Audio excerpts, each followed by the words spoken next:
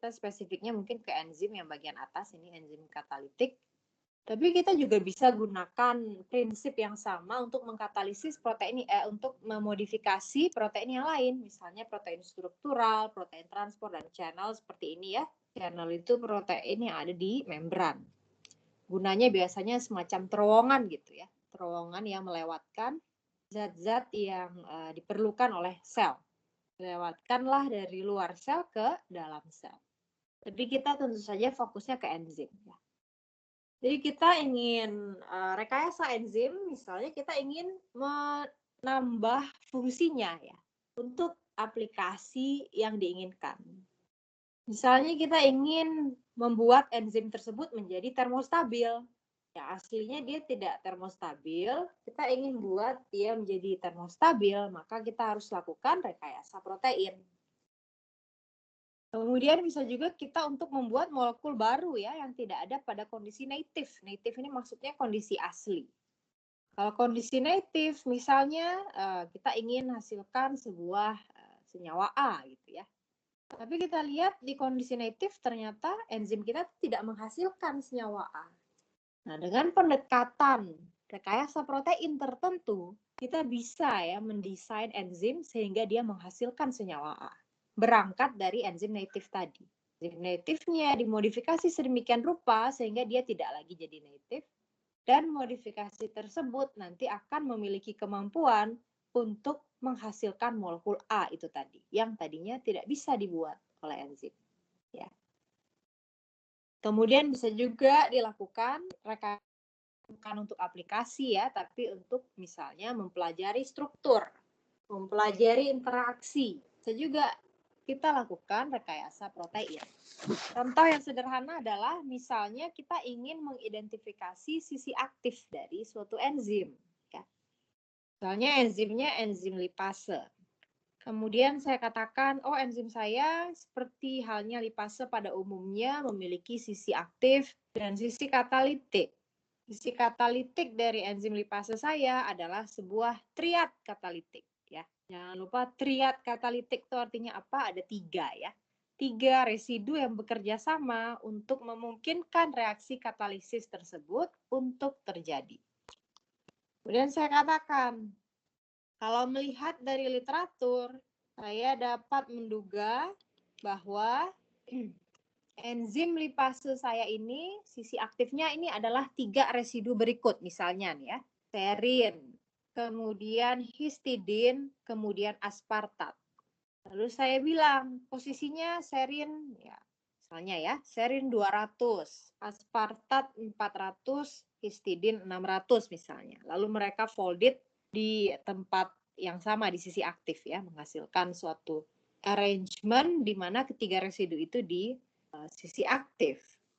Nah, itu kan baru prediksi saya ya. Bisa saya buktikan secara komputasi? Bisa sebetulnya. Tapi yang lebih kuat lagi, ya prediksinya kita bisa lakukan itu dengan rekayasa protein untuk mengkonfirmasi prediksi tersebut. Caranya adalah ya dimutasi saja salah satu sisi aktif itu. Kalau betul dia bagian dari triad katalitik, ya pasti bisa jadi aktivitasnya akan hilang ya.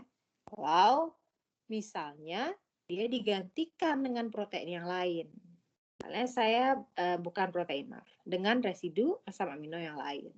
Saya mau buktikan aspartat ini betul dia terlibat aktif dalam katalitik. Ganti saja aspartatnya dengan glisin gitu ya, atau alanin atau apa yang memang tidak punya properties yang sama dengan aspartat, ya pasti aktivitasnya akan turun drastis bahkan hilang. Dari situ, dengan pendekatan rekayasa seperti itu, saya bisa buktikan, oh betul aspartat adalah bagian yang penting dalam interaksi, dan untuk kasus enzim, interaksi ini adalah sesuatu yang menghasilkan aktivitas katalitik tersebut. Jadi saat residu itu sudah tidak ada, sudah kita mutasi, maka aktivitas itu akan hilang. Begitu biasanya, terutama untuk enzim yang baru ya. Enzim yang baru mungkin jarang ada di literatur, atau kalaupun ada di literatur tapi kamu memperoleh enzim itu dari organisme yang tidak lazim misalnya ya. Kalau di Indonesia ini kan kita alamnya sangat bagus ya. Kemudian iklimnya juga sangat bagus sehingga tumbuhlah di Indonesia ini berbagai kekayaan biota ya kan. Mulai dari makhluk hidup dari skala makro tapi juga skala mikro ya. Skala mikroorganisme Indonesia tuh sangat bermacam ragam. Bisa jadi ada mikroorganisme yang ada di Indonesia tapi nggak ada di negara lain. Kemudian kamu isolasi atau pelajari enzim dari mikroorganisme itu. Nah, berarti kan kamu mulai dari awal ya. Mulai dari misalnya karakterisasi juga strukturnya, termasuk juga karakterisasi residu apa misalnya. Residu apa yang bertanggung jawab dalam aktivitas katalitik, ya kan? Nah, untuk membuktikan betul residu tersebut penting dalam aktivitas katalitiknya, maka salah satu studinya adalah studi rekayasa protein. Ya. Dilakukan mutasi terhadap sisi aktif tersebut. Nah, lihat, benar nggak aktivitas katalitiknya hilang? Ya, kalau betul, maka kesimpulannya menjadi kuat ya, bahwa enzim saya yang baru ini dari mikroorganisme yang sangat eksotis gitu ya, sangat unik dari alam Indonesia, nggak ada lagi di mana lagi di dunia ini. Misalnya bisa tentukan sisi aktifnya adalah misalnya ya, histidin, serin, aspartat. Ini buktinya saat mereka dimutasi aktivitasnya hilang. Oke. Itu adalah salah satu fungsi rekayasa protein lagi. Biasanya fungsinya kurang lebih ya sekitar sini ya, antara untuk studi mempelajari protein itu sendiri, terutama sekali aspek struktur dan interaksi, dan yang berikutnya adalah terkait aplikasi. Nah, sebetulnya ada beberapa metode yang bisa digunakan untuk merekayasa suatu enzim. Ya. Yang umum biasanya direkayasa dari level gen, ya, modifikasi gen. Kamu tahu bahwa gen itu nanti ditranskripsikan menjadi RNA, RNA kemudian ditranslasikan menjadi protein, ya. Di mana nanti sistemnya adalah dipanggil per 3 basa nukleat atau istilahnya kodon ya. Dan kamu masih ingat istilah kodon? Jadi pada proses translasi gitu ya, nanti ribosom itu akan membaca 33.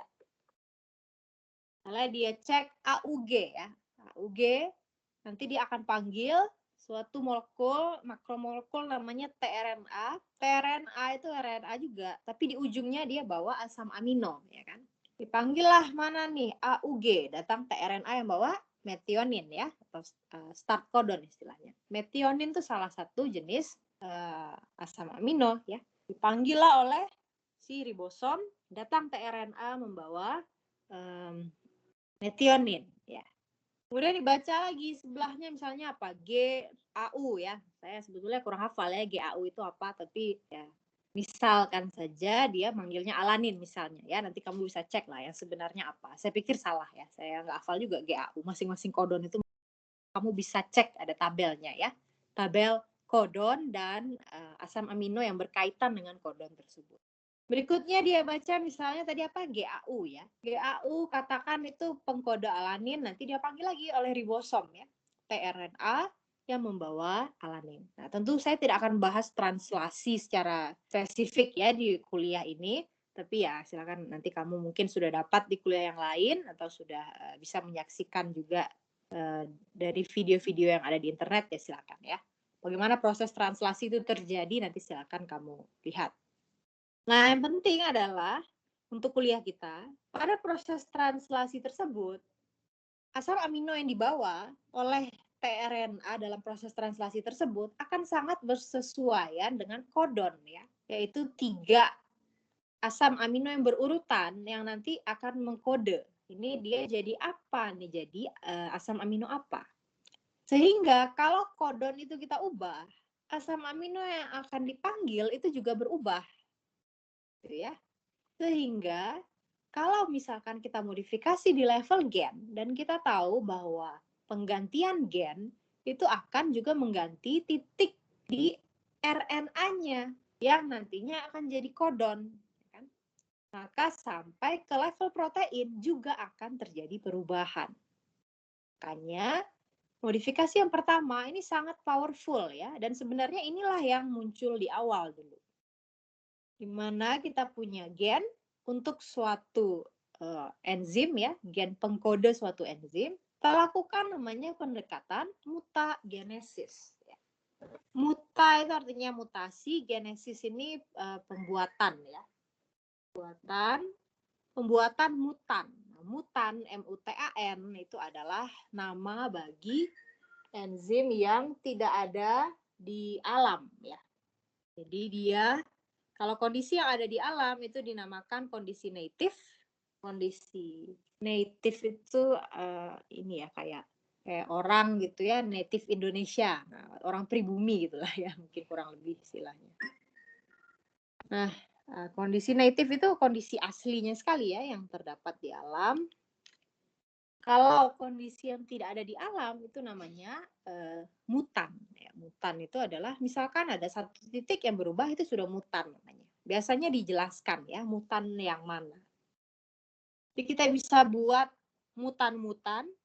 Jadi namanya adalah mutagenesis. Nah, ini nanti akan mampu membuat kita merekayasa enzim tersebut. Modifikasi di level gen ya. Tapi sebetulnya kita juga bisa lakukan modifikasi di level protein. Ya. Jadi tidak dari gen, tapi dia sudah jadi protein. Protein itu kan sebetulnya sebuah reaktan ya. Kalau kita lihat struktur protein yang terdiri dari polipeptida ya, di mana polipeptida tersebut tersusun dari residu-residu asam amino. Sebetulnya ada beberapa situs yang kemudian merupakan situs reaktif ya. Saya tuliskan.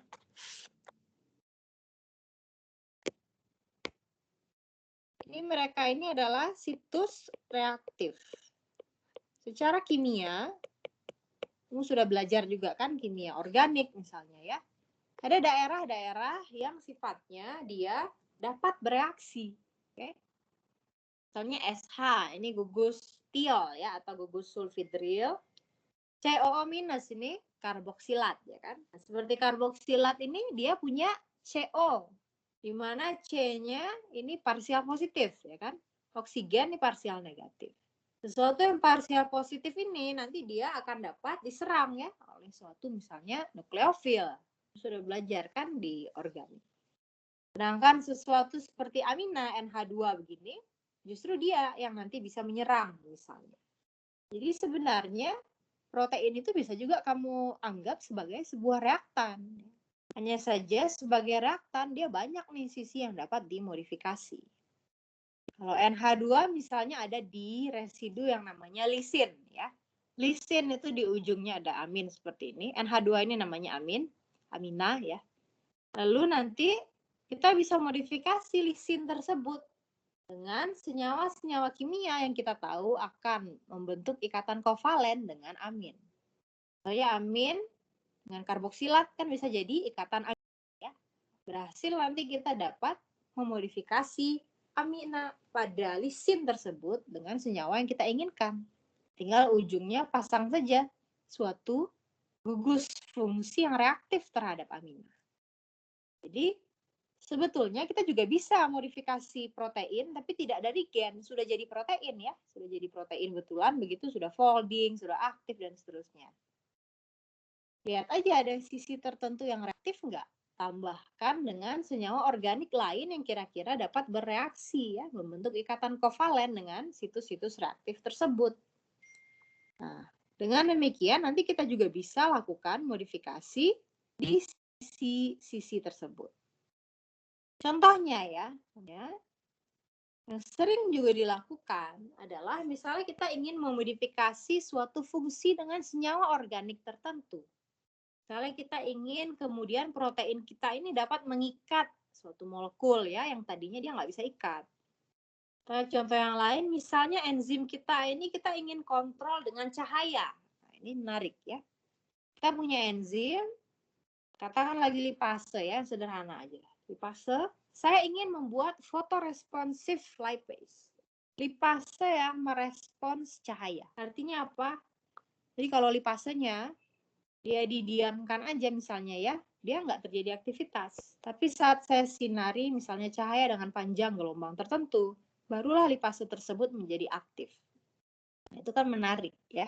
Terutama kalau yang fotoaktif seperti itu biasanya aplikasinya di bidang medis ya.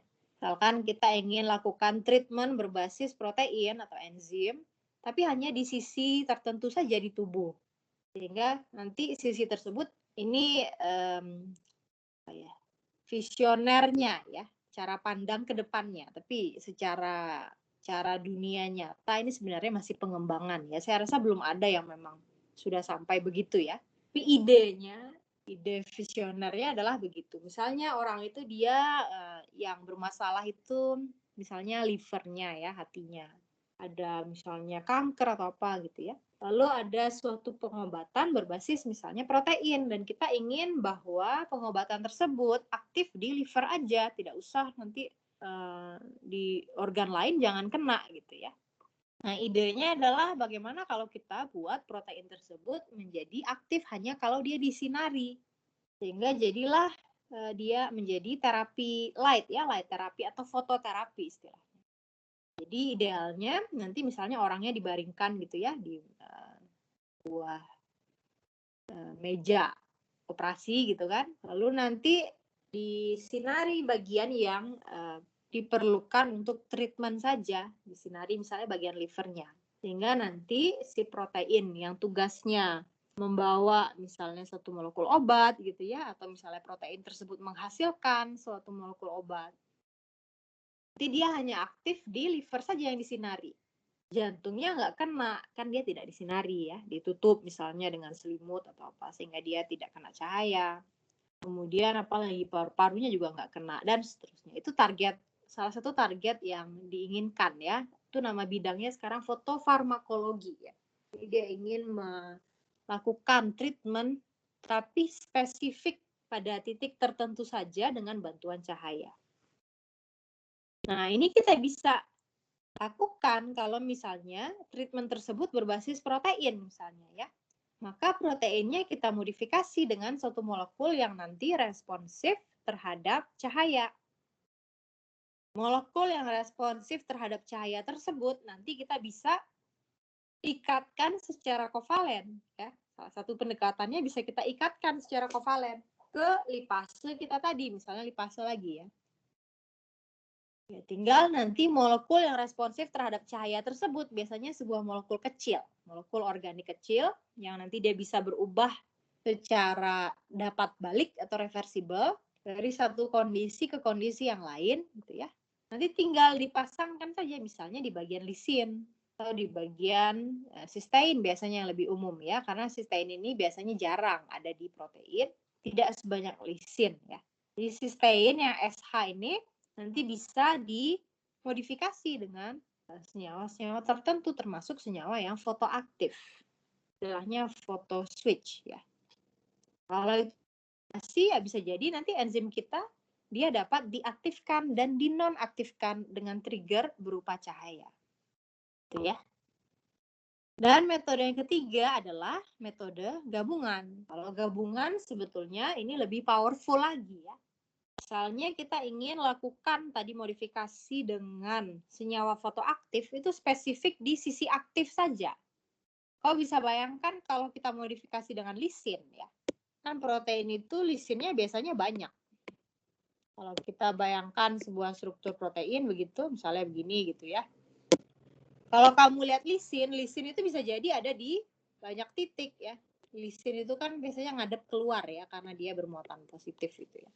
Nanti kamu berarti modifikasi di banyak titik, kemungkinannya ada di berbagai titik. Nah, bagaimana supaya lebih spesifik? Misalnya saya mau di daerah yang saya tulis bintang ya, di sini ada bintang di tengah-tengah.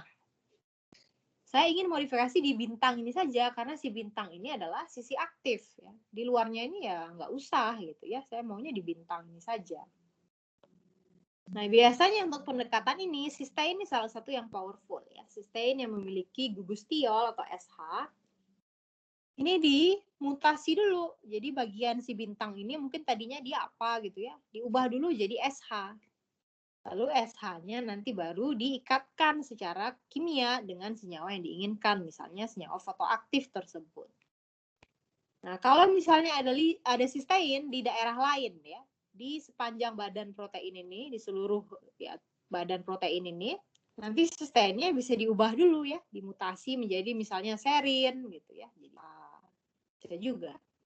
Jadi nanti sustainnya nanti cuma ada satu saja di enzim ini, yaitu di bagian bintang. Sehingga saat kita modifikasi si SH ini sebagai situs reaktif, nanti modifikasinya hanya terjadi di daerah bintang saja.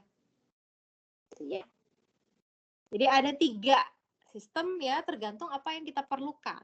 Kalau kita perlu mengganti asam amino, ya pasti kita harus modifikasi gen ya, nggak bisa dengan modifikasi kimia.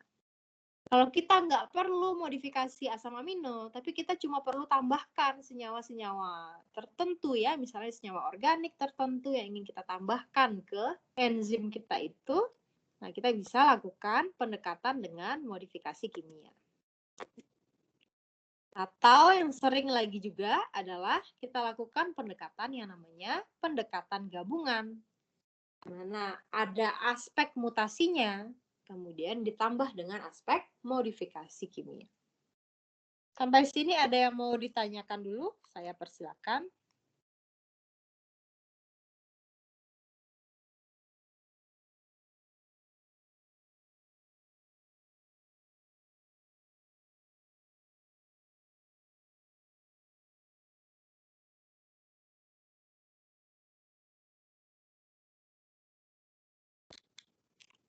Silakan diinterupsi saja ya kalau ada yang mau bertanya. Kalau tidak, kita lanjutkan.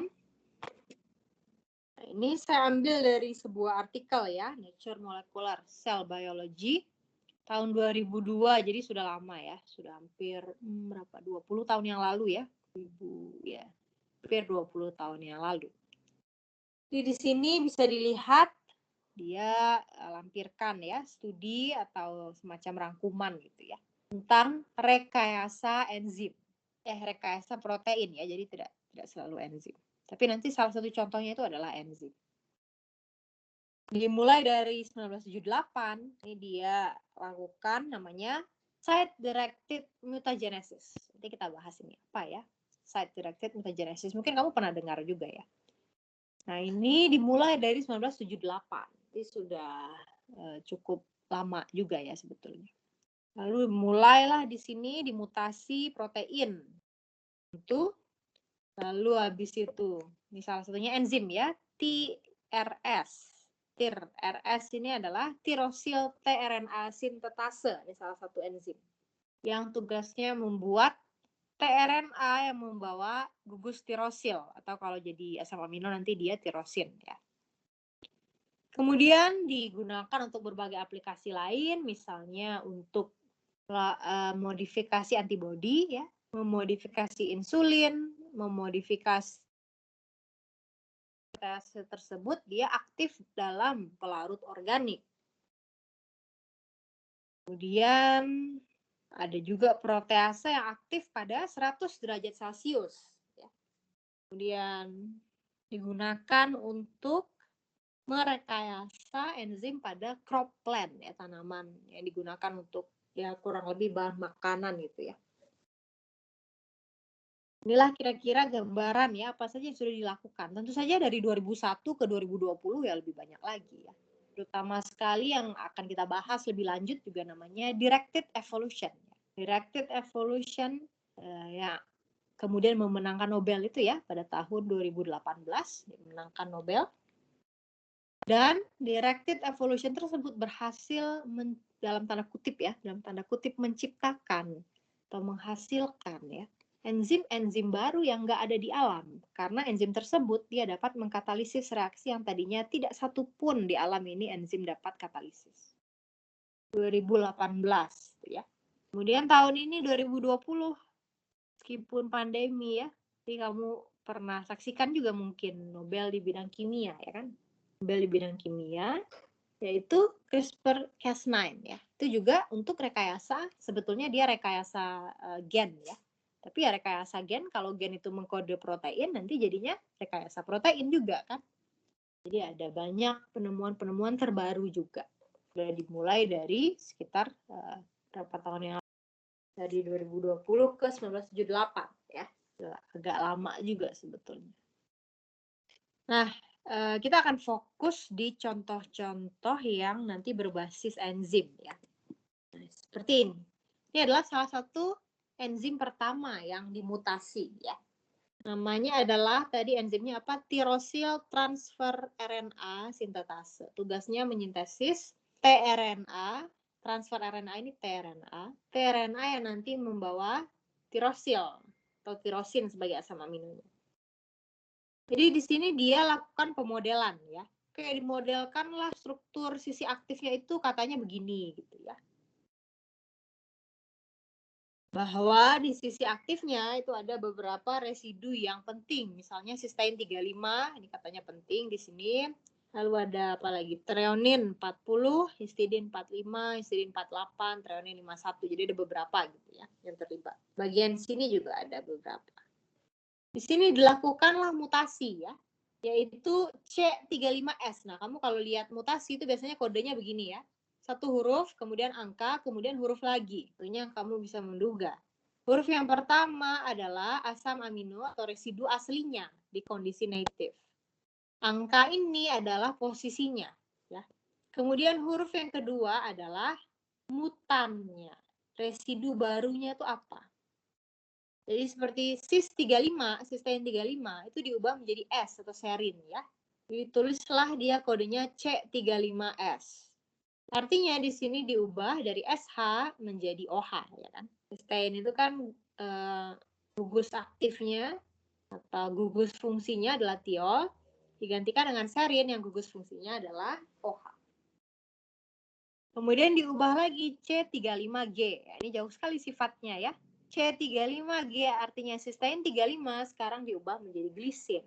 Jadi SH sekarang jadi H. Ya, ini pasti nanti akan berubah jauh ya aktivitasnya. Karena SH ini kan dia sifatnya adalah hidrofilik. Sedangkan H sifatnya adalah hidrofobik ya. G ini salah satu asam amino yang paling sederhana dan dia merupakan asam amino yang hidrofob. Dilakukanlah beberapa mutasi seperti ini. Ini cuma 2 saja ya. Sebenarnya dilakukan banyak gitu ya mutasinya di berbagai titik kalau tidak salah. Dari sini dia bisa pelajari ya struktur sisi aktif gitu dan juga mengonfirmasi sisi aktif yang mana yang kemudian betul ya residu yang mana yang berperan dalam sisi aktif. Dan ternyata salah satu bentuk mutasinya ya kalau nggak salah di bagian atas ini ya itu ternyata berhasil meningkatkan aktivitas.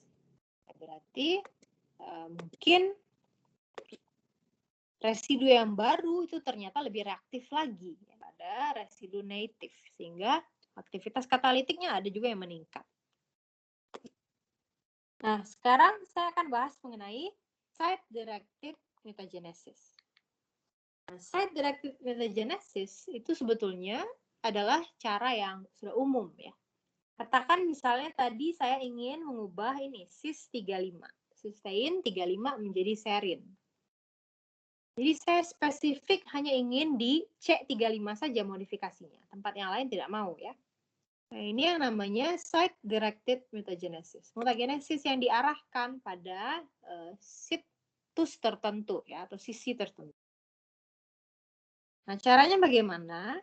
Pertama kita ambil dulu gen pengkode dari protein tersebut ya. Ya, pertama sekali tentu kita tentukan dulu ya, tentukan mana yang mau saya ubah ya. Misalnya saya beri lagi tanda bintang ya. Saya mau ubah daerah bertanda bintang. Dari sini saya mulai dulu dari gennya, gen native-nya dulu ya, gen aslinya dulu. Carilah mana kodonnya ya yang berkaitan dengan kodon si bintang ini tadi. Misalnya, ini contohnya saja ya. Contohnya adalah AAA misalnya di sini. Contohnya adalah AAA. AA ini tadi 3A ya. AAA. Ini tadi dia akan mengkode residu tertentu yang ingin saya ubah. Ya. Nah, katakan saya ingin mengubah sekarang residu itu menjadi residu yang lain. Di mana residu yang lain itu dikode oleh GGG misalnya. Jadi dari AAA saya mau ubah menjadi GGG. Jadi ngubahnya biasanya kalau mau satu protein ya nanti dilihat dulu kodon ya, jadi per 3-3 begitu. Nah, kalau GGG seperti ini, Bagaimana cara kita kemudian memastikan bahwa nanti gen kita ini dia nggak mengandung AAA lagi, tapi sekarang dia mengandung GGG begitu. Caranya adalah kita rekayasa di tahap PCR-nya ya. PCR di sebuah primer, primer itu adalah suatu urutan basa nukleotida pendek ya, relatif pendek, di mana nanti dia menjadi awal mula perpanjangan gen pada PCR tersebut. Nah, primernya kita buat primer yang berpasangan dengan kode kodon yang baru ya. Jadi kalau AAA kan harusnya primer kita TTT kan, supaya nanti dia kalau diperpanjang lagi, kemudian nanti dia dipasangkan lagi, dia akan menjadi TTT gitu. Di atasnya jadi AAA. Nah, tapi sekarang kita buat primernya itu, dia tidak berpasangan dengan native, tapi berpasangan dengan mutan. Jadi kita buatlah di sini dia misalnya CCC ya. Nah, jadi nanti saat dia diperpanjang CCC begitu, saat dia diperpanjang nanti dia akan terjadi beberapa siklus ya. Kalau PCR itu kan beberapa siklus. Nah, nanti begitu dia dipasangkan dengan suatu untai DNA yang baru ya, yang baru lahir begitu. Nanti kan enzimnya polimerase itu akan terus perpanjang berdasarkan pasangan yang ada, ya kan. Nah, sekarang karena dia lihat oh pasangan saya CCC akibat primer ini tadi ya. Nah, jadilah nanti dia tidak panggil AAA tapi nanti dia akan lanjutkan sebagai GGG. Gitu ya. Nah, nanti kita lama-lama ini siklus ini kan lanjut terus ya, biasanya beberapa siklus begitu. Nanti akan didominasi oleh gen yang nanti tidak lagi AA tapi GGG. Sehingga terbentuklah suatu mutan ya. Sudah terbentuk mutan di tahap gen seperti ini, biasanya dilakukan dulu sequencing istilahnya. Sequencing itu agar kita betul tahu ya, urutannya benar nggak sudah ganti dari AAA menjadi GGG ya, yang tadinya kita native-nya AAA, sekarang kita ganti jadi GGG. Sequencing dulu biasanya ya. Kalau sudah di sequencing, berarti kita sudah yakin, oh betul nih AAA jadi GGG, berarti nanti di tahap protein residu A bisa ganti jadi residu G misalnya ya. Nah, barulah dari mutan ini nanti kita bisa lakukan diinsersi dulu ya. Mutan berupa gen di sini ya.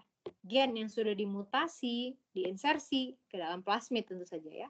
Lalu ditransformasi ke dalam bakteri misalnya E. coli, lalu diekspresikan, jangan lupa ada histagnya misalnya ya, uji aktivitas, sebelumnya mungkin dimurnikan dulu ya dengan kolom misalnya kolom NINTA kalau dia punya histag. Nanti akan diperoleh protein-protein yang tidak ada di alam yang kita sebut sebagai mutan itu tadi. Nah, ada juga yang namanya error prone PCR ya. Kalau error prone PCR itu PCR-nya disetting agar nanti dia gampang error ya. Harusnya PCR itu punya namanya fidelitas ya. Fidelitas pakai F. Fidelitas itu nanti akan menjamin saat dia nanti enzim polimerase itu bergerak ya, memperpanjang misalnya ke arah sini kan dia nanti memperpanjang gitu ya, jangan begitu. Nanti dia harus baca secara sesuai pasangannya ya. Kalau berikutnya misalnya ini adalah CCC gitu ya, ya udah panggillah di sini GGG gitu dan seterusnya. Harus dipasangkan secara sesuai berdasarkan ikatan hidrogennya, ya kan? A dengan T, G dengan C. Tapi pada error prone PCR, nanti PCR-nya itu sendiri sesuai dengan namanya ya, error prone, gampang error, gampang salah. Harusnya dia manggil G tapi dia akan manggil bukan G, misalnya T atau A atau C bahkan ya. Sehingga dari sini nanti kita bisa buat perpustakaan mutan-mutan tapi secara random. Kan dia salahnya nggak bisa kita atur ya. Daerah mana yang dia bisa salah gitu. Dari sini nanti akan dihasilkan mutan-mutan secara random ya, suka-suka sistemnya saja, mana bagian yang kemudian gampang error. Itu berbeda dengan site-directed mutagenesis ya. Kalau site-directed mutagenesis secara spesifik nih kita ganti, saya maunya residu 35. Cek, mana nih gen pengkode residu 35. Mau ganti jadi apa? Carilah kodon dari residu yang baru yang ingin saya letakkan di enzim tersebut. Gantilah di primer dulu. Nanti setelah melalui beberapa siklus PCR, nanti akan dihasilkan gen dalam tanda kutip baru gitu ya, yang kemudian mengandung residu yang baru tersebut di level gennya. Yang kita namakan dengan mutan, kita pastikan dulu dengan sequencing. Nanti jadilah dia, kalau berhasil ya sampai ekspresi, akan terbentuk protein dengan residu nomor 35. Ini sudah berganti dari residu yang dikode oleh AAA menjadi residu yang dikode oleh GGG. Itu yang namanya site directed. Tapi kalau error prone, sesuai dengan namanya ya. Entah di mana gitu ya, misalnya di nomor 120 error. Terus di mana lagi? Nomor 50 error juga. Satu protein bisa terjadi di beberapa titik. Gitu ya. Tergantung sistemnya ya, random aja. Jadi random. Jadi satu bisa site directed, satu lagi bisa random mutagenesis. Silakan kalau ada yang mau ditanyakan dulu ya.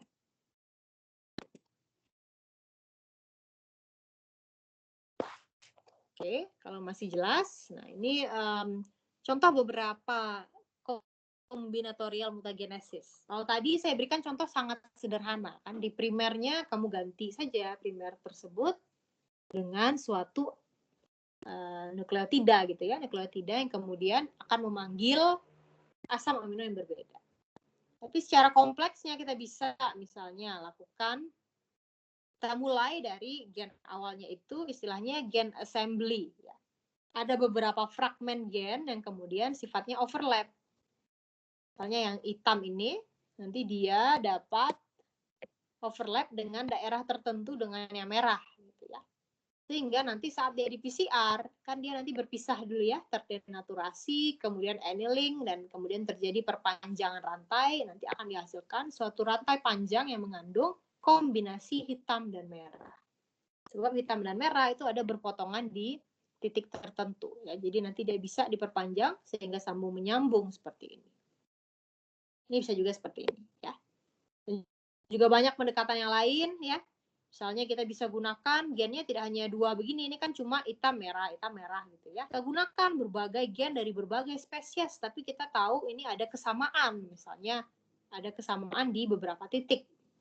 Ini dari sini dapat dihasilkan istilahnya permutasi ya, permutations. Permutasi nanti akan diperoleh gabungan fragmen-fragmen ya, potongan-potongan dari berbagai gen ini. Tentu saja dengan PCR juga ya. Dan seterusnya ya. Pokoknya prinsipnya bisa site directed, tapi bisa juga dengan overlapping fragmen gen seperti ini. Kemudian ini ada beberapa aplikasi, tapi saya tidak akan bahas di kelas ini ya, karena kan kamu enzim ya. Kalau ini ya antibody itu bukan enzim, tapi bisa juga direkayasa ya terkait dengan fungsi yang diinginkan. Kemudian ini insulin ya. Ini juga tidak akan saya bahas. Pokoknya yang bukan enzim mungkin tidak akan saya bahas lebih lanjut ya. Insulin itu adalah suatu hormon ya. Jadi dia protein yang mengontrol kadar gula di dalam darah. Jadi dia bukan enzim ya. Ini salah satu contoh di mana insulin ini bisa dilakukan modifikasi gitu ya, modifikasi secara mutagenesis atau level gen dan juga modifikasi secara kimia untuk mencapai tujuan tertentu. Ya. Kalau tertarik, kamu bisa baca di artikel ini tadi. Ya, artikelnya yang ini. Artikelnya yang Branningen 2002, Nature Molecular Cell Biology. Ini ada beberapa contoh ya, mutasi yang paling besar manfaatnya ya, paling signifikan impact-nya gitulah. Salah satunya adalah antibody dan juga insulin itu tadi. Silakan kalau kamu berminat bisa dibaca ya. Rasanya sudah saya upload di Teams kita. Tapi saya akan fokus ke enzim ya, yaitu yang akan saya bahas sekarang.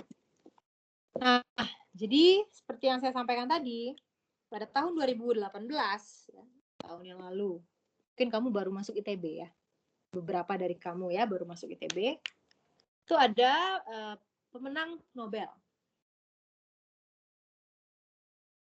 di bidang kimia ya. Ini bidang kimia sebenarnya ya. Nah, jadi kalau kamu ingin menang Nobel di bidang kimia, sebenarnya sudah tepat ya menjadi biochemist atau microbiologist ya, karena banyak juga pemenang bidang kimia ini sebenarnya dari biologi ya, jadi kaitannya ke biologi. Ada 3 saintis ini memenangkan Nobel bidang kimia tahun 2018, yaitu Profesor ini ya, Arnold, ini seorang perempuan, kemudian Profesor Smith ini dan Profesor Sir Winter ini ya, ini bapak-bapak, ini ibu-ibu. Ketiga laureat ini memenangkan Nobel di bidang directed evolution, evolusi terarah ya, dari enzim dan protein-protein pengikatan atau binding proteins. Ya tentunya nanti kita fokusnya ke enzim, gitu ya. Nah, apa yang mereka kerjakan? Ya, yang pasti pertama kamu bisa duga ya. Ya pasti pekerjaannya sesuatu yang dahsyat gitu ya, sesuatu yang luar biasa. Kalau nggak luar biasa tentu tidak mungkin memenangkan Nobel, ya kan? Nah, kita lihat apa yang dikerjakan. Sekarang kita lihat dulu prinsipnya ya. Mungkin Senin lalu sudah saya bahas juga sedikit. Jadi yang dilakukan adalah tahap 1 ini yang paling atas, kiri atas, dilakukan mutasi secara random ya, pada gen yang kemudian nanti akan mengekspresikan enzim yang akan diubah tersebut. Dengan pendekatan namanya error prone PCR tadi ya. Di random aja nih. Jadilah nanti dia termutasi. Kalau kamu lihat warnanya tadinya kayak abu hitam gitu ya. Sekarang ada titik-titik yang jadi merah. Nah, itulah mutasi yang terjadi secara random gitu tadi ya. Kita lihat untuk urutan gen pertama termutasi di titik 3, 7, 15, 16, 17 dan seterusnya gitu ya. Kemudian di gen yang kedua termutasi di posisi 3, 5, 10, 11 dan seterusnya. Gen ketiga juga. Nah, ini kamu jangan bayangkan cuma 3 begini ya, jumlahnya ribuan nanti. Jadi perpustakaan mutan ini nanti membernya ada ribuan ya. Bukunya ada ribuan. Kemudian ribuan gen ini dimasukkan ke ribuan plasmid yang berbeda. Ya plasmidnya mungkin jenisnya sama, tapi maksudnya gennya nanti dipisah-pisah gitu ya. Gen 1 masuk ke plasmid 1, gen 2 masuk ke plasmid 2, dan seterusnya. Kamu bisa bayangkan ya, ini skalanya kan besar banget ya. Kalau di lab, di biokimia, mungkin kita baru bekerja dengan cloning mungkin 3 gen gitu ya, satu mahasiswa itu mungkin 3 gen. Ya ini aja 1, 2, 3 gitu kan, insersikan, lalu transformasi, lalu cek ada nggak ekspresi. Itu saja udah cukup ya untuk buat kamu pusing gitu ya, atau untuk tesisnya atau skripsinya udah cukup gitu kan. Bahkan mungkin lebih.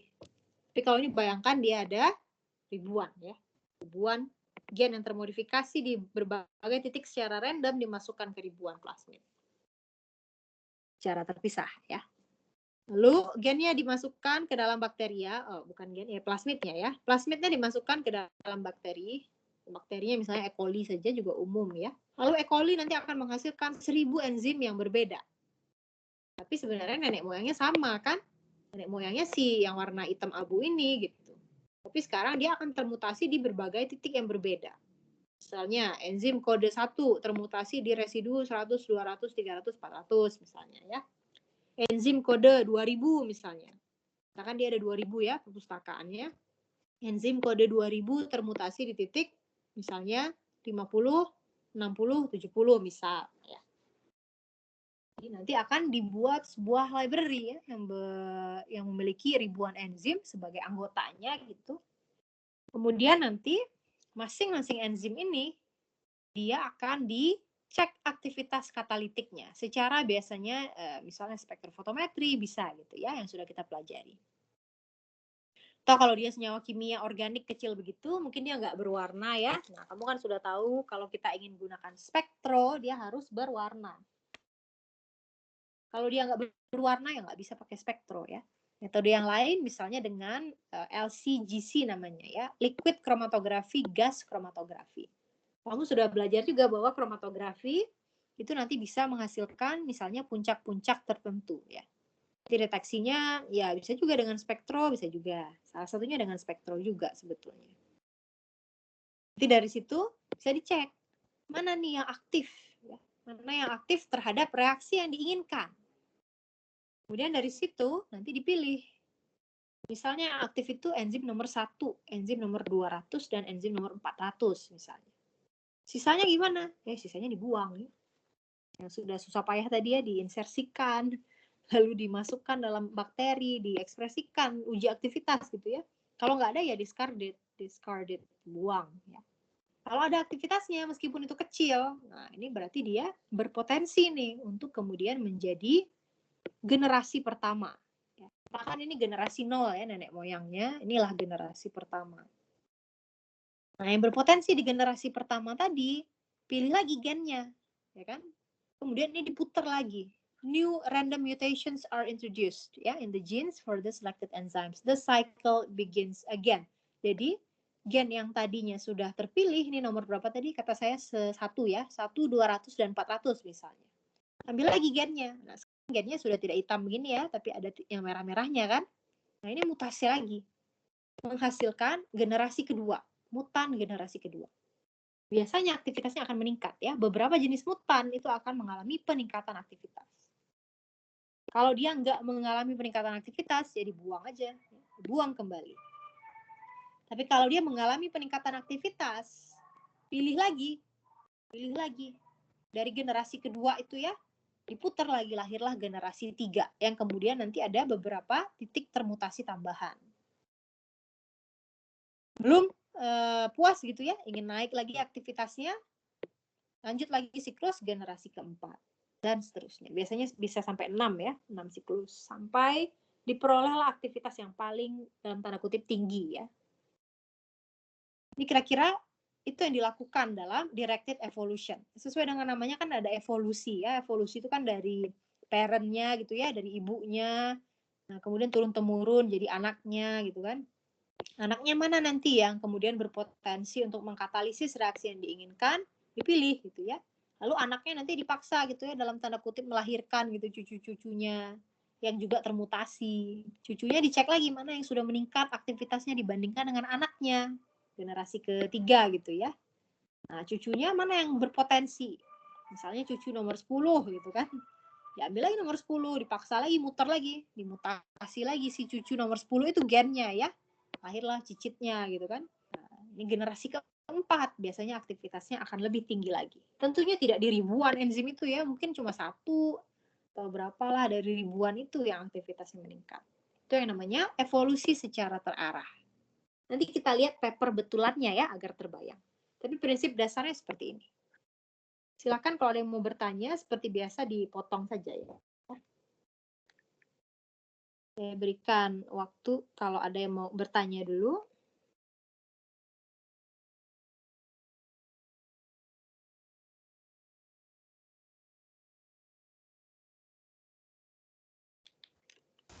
Izin bertanya, Bu. Iya, silakan. Namanya siapa? Saya Aziz dari Kimia, Bu. Oke, Aziz. Gimana? Tentang directed evolution ini, apakah memang betul-betul trial and error? Jadi kita nyari residu asam amino yang memang berpengaruh misal ke sifat katalitiknya, atau untuk saat ini sudah ada gitu Bu metode untuk prediksi agar meminimalisir jumlah percobaannya gitu Bu. Oke. Jadi Aziz bertanya, ini kan random mutation ya. Kalau ini nanti hasil gitu ya, ataukah bisa nggak kita mutasinya ya site directed dulu misalnya ya. Nah sebetulnya kalau prinsip random mutation seperti ini memang dia sesuai dengan namanya ya. Dia random saja di berbagai titik begini.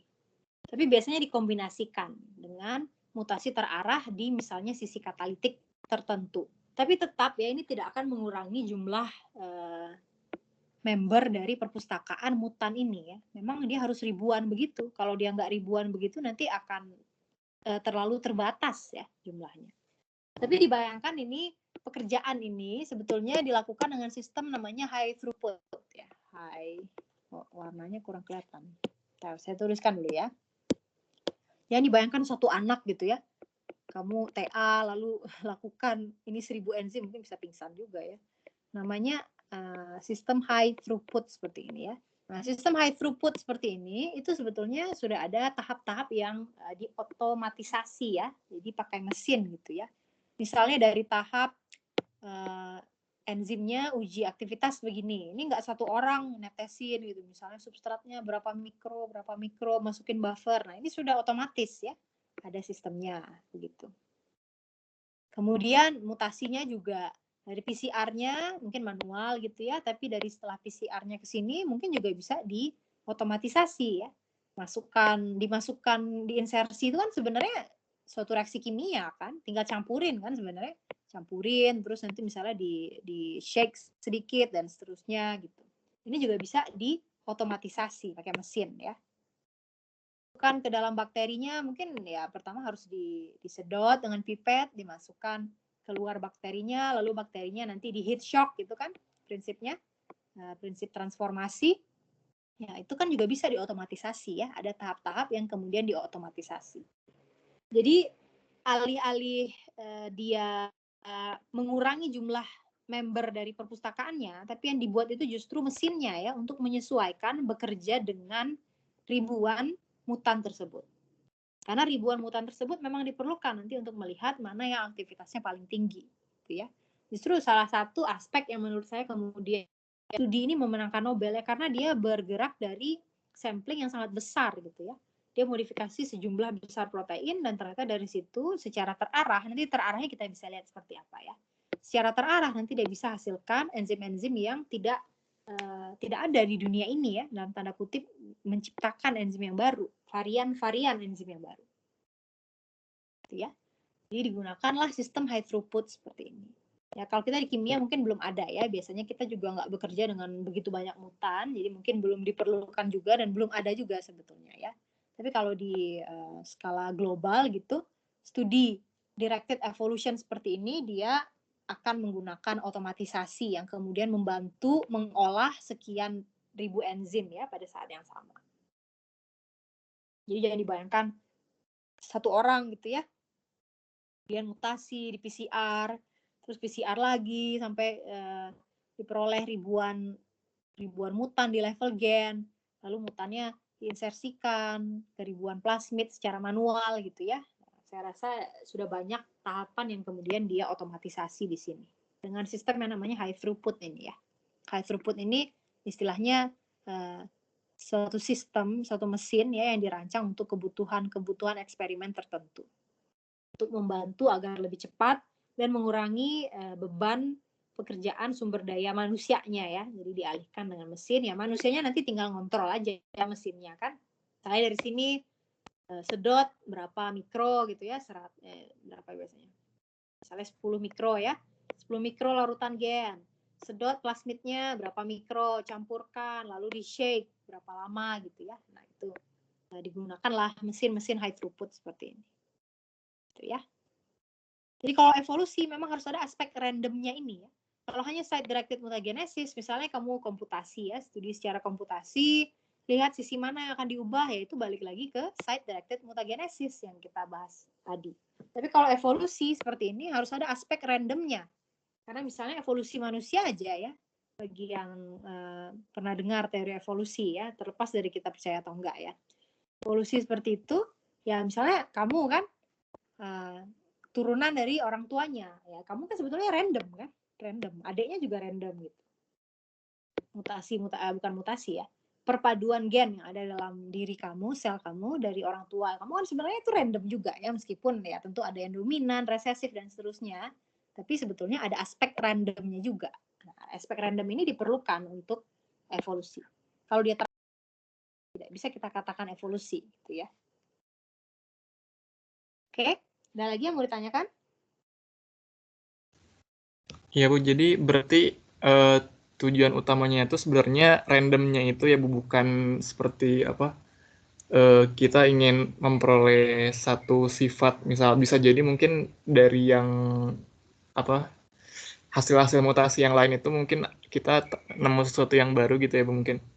Iya, justru karena kita ingin menemukan sesuatu yang baru itu, kita tidak bisa prediksi dari awal ya. Jadi kita ingin misalnya kembali lagi lipase ya. Lipase itu kan dia mengkatalisis, bisa juga ya membentuk ester misalnya, esterifikasi. Nah, saya ingin lipase saya itu melakukan eterifikasi gitu. Kalau kita lakukan site directed, itu akan sulit ya. Misalnya kita ubah aspartat, mau diganti jadi apa dulu? Glutamat misalnya. Lalu dites lagi satu persatu. Nah, itu biasanya akan sulit untuk ketemu. Tapi kalau kita lakukan secara random di berbagai titik, nah yang ditemukan oleh studi ini, nanti ada mutasi-mutasi pada titik tertentu yang kemudian nanti mampu mengkatalisis eterifikasi ya, dengan kemampuan yang cukup baik. Jadi karena kita ingin reaksi yang baru, di awal itu kan kita nggak tahu ya, posisinya itu kita nggak tahu. Apa yang mau diubah kita juga nggak tahu. Karena kita ingin menghasilkan sesuatu yang nggak ada di alam. Dengan demikian dilakukan mutasi secara random dengan harapan dari berbagai ribuan gitu ya, dari berbagai anggota perpustakaan mutan tersebut, dari ribuan tersebut nanti akan ketemu beberapa yang aktivitasnya nanti cukup baik untuk reaksi yang ingin diperkenalkan itu. Reaksinya reaksi baru ya. Makanya diperlukan mutasi di random aja coba dulu mutasi di titik-titik tertentu. Meskipun nanti di sisi aktif itu sebenarnya itu ada aspek directed-nya juga ya. Nanti kita lihat pattern-nya. Tapi di bagian lainnya, bagian lain dari protein itu ya mutasinya diperkenalkan secara random. Gitu ya. Oke, ada lagi? Kalau enggak saya lanjutkan ya. Nah, ini yang penting ya. Bagaimana kita memilih starting point nih ya, titik mula. Jadi kan kita harus punya dulu gen awal. Nanti gen awalnya di siklus gini ya beberapa kali, nanti jadilah terbentuk beberapa enzim yang tadinya nggak ada di alam, tapi sekarang ada dan dia biasanya mampu mengkatalisis reaksi-reaksi yang juga tadinya tuh nggak alami untuk dia. Nah, tentunya pertanyaan yang paling penting, bagaimana cara kita memilih gen awal ini? Ini nggak bisa sembarangan. Ya. Nggak bisa lipase, misalnya dari mana gitu. Saya ingin eterifikasi, lakukan ini, ya belum tentu berhasil. Ya. Ada syaratnya. Nah, syaratnya itu begini.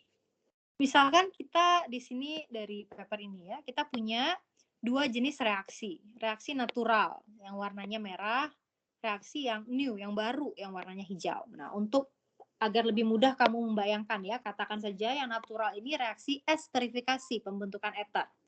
Reaksi yang baru ini reaksi eterifikasi ya, pembentukan ether. Jadi ini membentuk ester, ini membentuk ether ya. Tentu kamu sudah ingatkan ester dan ether itu bedanya apa. Katakan enzim saya itu enzim yang secara natural dia mengkatalisis esterifikasi. Tapi saya ingin sekarang menemukan enzim yang mengkatalisis eterifikasi. Yang tadinya nggak ada ini di alam. Ya, eterifikasi tertentu yang nggak ada enzim apapun di dunia ini nggak ada yang mengkatalisis reaksi tersebut. Nah, ini yang penting ya. Starting point-nya, kalau dia nggak punya aktivitas untuk reaksi yang hijau ini, itu akan useless. Ya. Katakan saya punya enzim A, yang merah ini ya. Enzim A ini nggak punya aktivitas katalitik hijau, punyanya merah dan ini tinggi. Itu dia akan useless untuk sistem directed evolution ini. Kalau dia nggak punya aktivitas sama sekali, maka ini tidak bisa digunakan sebagai starting point. Jadi, starting point yang adalah ini ya, yang B. B kamu bisa baca di bagian bawah. Dikatakan namanya a promiscuous enzyme with at least low activity for the intended reaction. Jadi ada enzim yang kemudian dia promiscuous ini istilahnya dapat mengkatalisis banyak reaksi ya, tidak hanya satu gitu. Ada beberapa reaksi yang dia bisa katalisis dan setidaknya harus ada aktivitas yang setidaknya rendah terhadap reaksi yang diinginkan. Inilah yang merupakan starting point yang cocok. Misalkan tadi saya punya enzim A, kalau dia nggak bisa sama sekali mengkatalisis reaksi eterifikasi tersebut, maka dia bukan kandidat yang sesuai. Cari yang lain. Misalnya enzim B ya. Enzim B ini utamanya mengkatalisis esterifikasi. Jadi utamanya dia merah juga.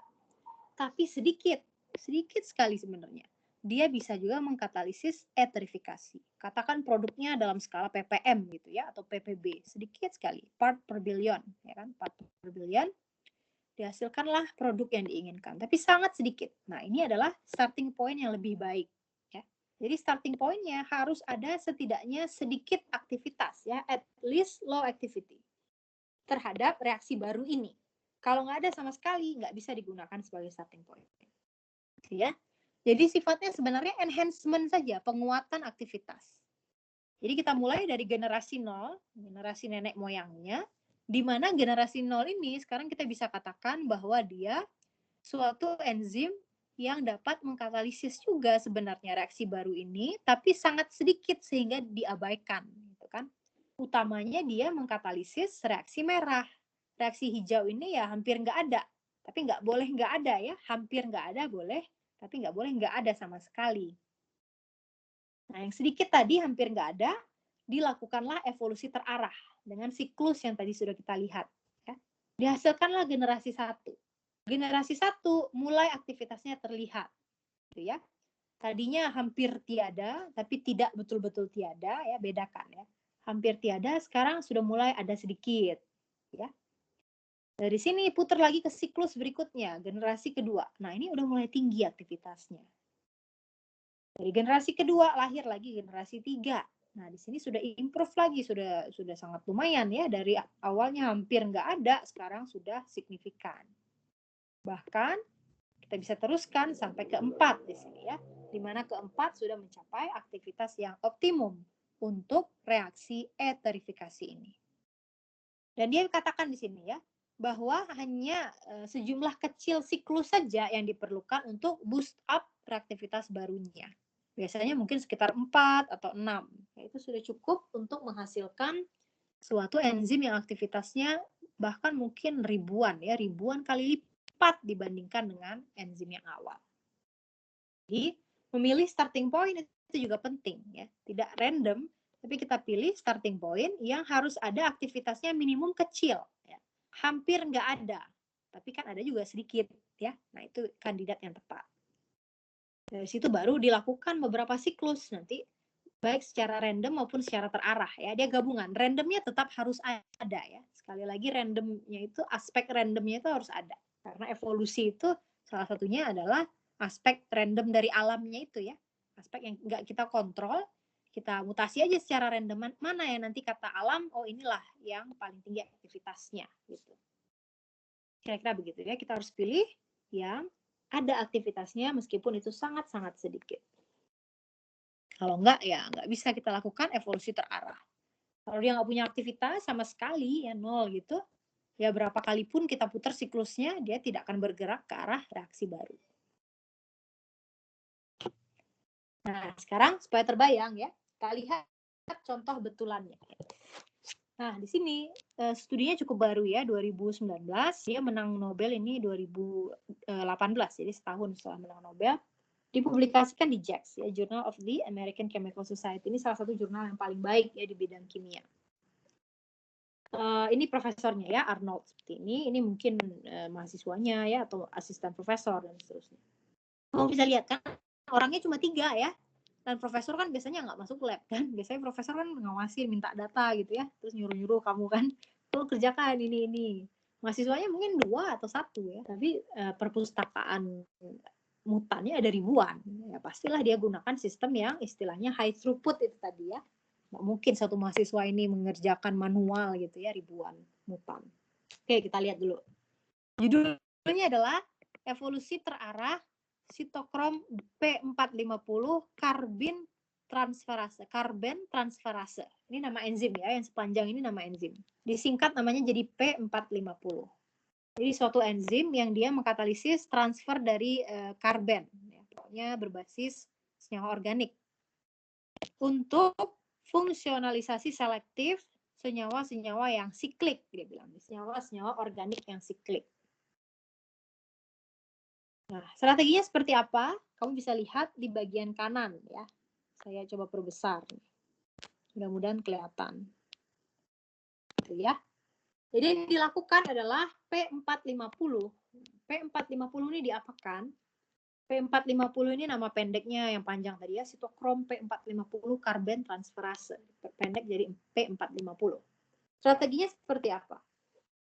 Jadi dia intinya begini ya, dipilih dulu reaksi apa yang ingin dikatalisis. Katakan reaksi antara suatu indol ya, ini namanya indol yang cincin 5, sampingnya cincin 6 begini ya, ini namanya indol. Dengan sesuatu yang ada N2-nya begini ya, ada ikatan rangkap, misalnya seperti ini.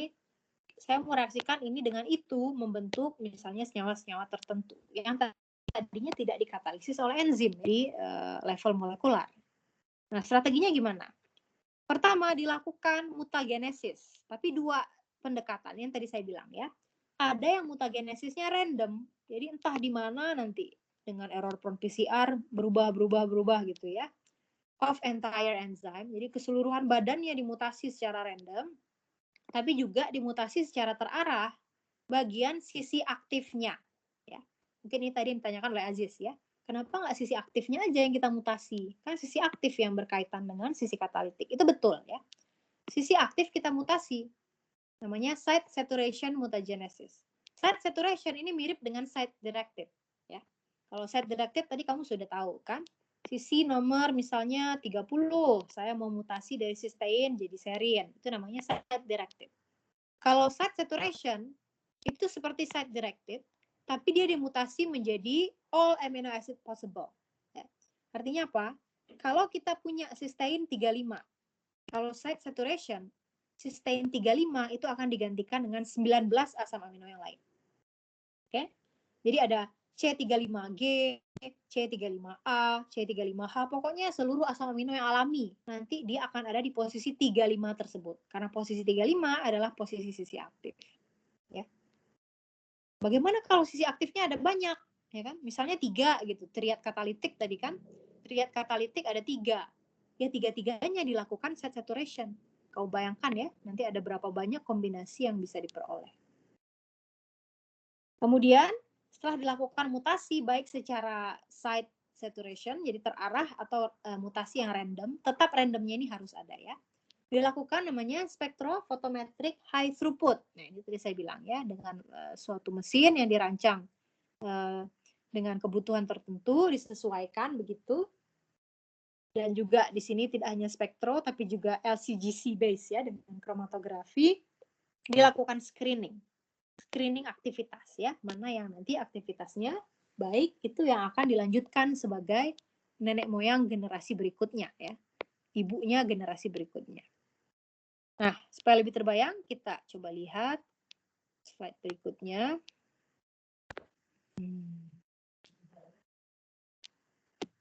Nah, ini ya. Sekarang kita lihat bagaimana pendekatannya ini supaya terbayang ya. Reaksinya itu apa? Tadi enzimnya kita sudah kenal ya, P450. Jadi dia secara spesifik di sini yang ingin dilakukan adalah menyintesis senyawa 3A, ini namanya saya nggak tahu juga ya. Senyawa 3A gini ya, dari 1-metilindol dan etil diazoasetat ya. Jadi kalau saya reaksikan metilindol dengan etil diazoasetat, saya ingin hasilkan senyawa 3A. Nah, di dunia ini nggak ada enzim yang dapat menghasilkan ini secara efisien ya. Si P450 harusnya mungkin bisa juga mengkatalisis, tapi ya sangat kecil, bisa dianggap nggak ada ya, tidak berguna gitu ya. Mungkin dihasilkan ini jumlahnya 1 ppb gitu ya, skalanya misalnya di bawah nano itu apa ya? Ya nano mungkin yang paling kecil, atau piko ya. Sekian pikomolar gitu ya, atau sekian pikomol ya, kan itu hampir nggak ada ya. Itu industri ya nggak ada gunanya gitu ya, sekian pikomol gitu, seolah-olah tidak ada. Tapi kalau dia sedikit seperti itu, dia jadi starting point yang baik ya, untuk dilakukan siklus directed evolution ini. Itu ya. Nah, sekarang kita lakukan reaksi ini agar dapat efisien, kita buatlah suatu enzim yang baru dari P450. Nah, di sini sebetulnya P450-nya dia sudah mutasi juga ya. P450 dimutasi menjadi namanya varian P411. P411 adalah P450 yang termutasi di 11 titik. Nah, ini studi dia yang sebelumnya.